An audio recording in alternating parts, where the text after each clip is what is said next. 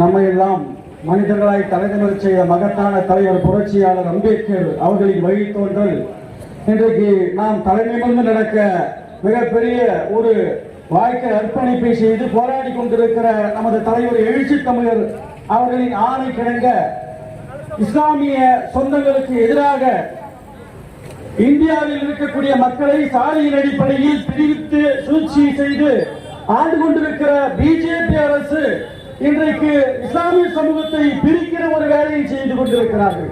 அவர்கள் இன்றைக்கு வணிக வளாகம் நடத்தி கொண்டிருக்கிறார்கள். மிகப்பெரிய அளவில் அரசியல் செய்து கொண்டிருக்கிறார்கள்.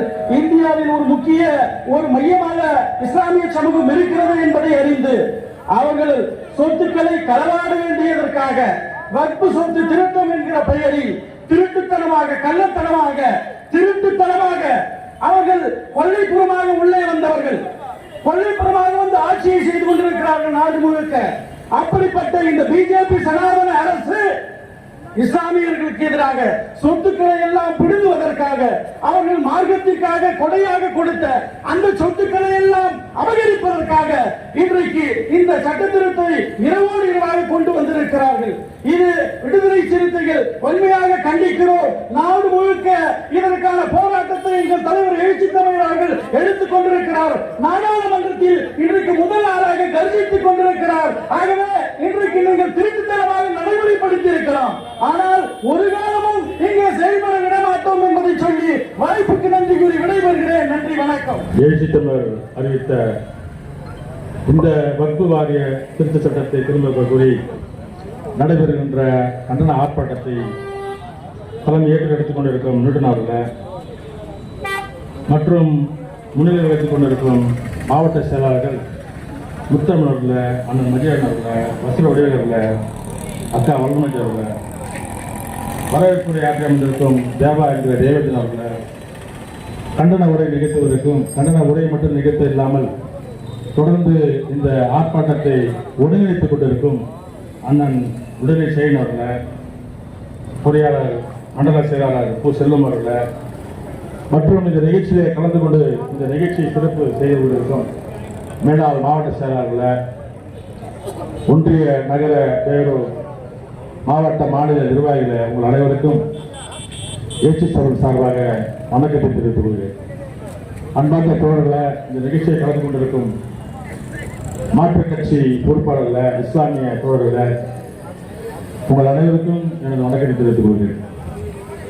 அத்துமீறி செயல்படாமல் அடிமைகளை அறுபடாது, நீ ஆத்திரம் கொண்டாடாமல் உன் அடுத்த வாரிசு உருப்படாது என்று கூறிய எழுச்சி தமிழுக்கு இணங்க இன்றைக்கு தமிழகம் முழுக்க அனைத்து மாநில தலைநகர்களிலும் இந்த சட்டத்தை ஏற்பு போராட்டம்.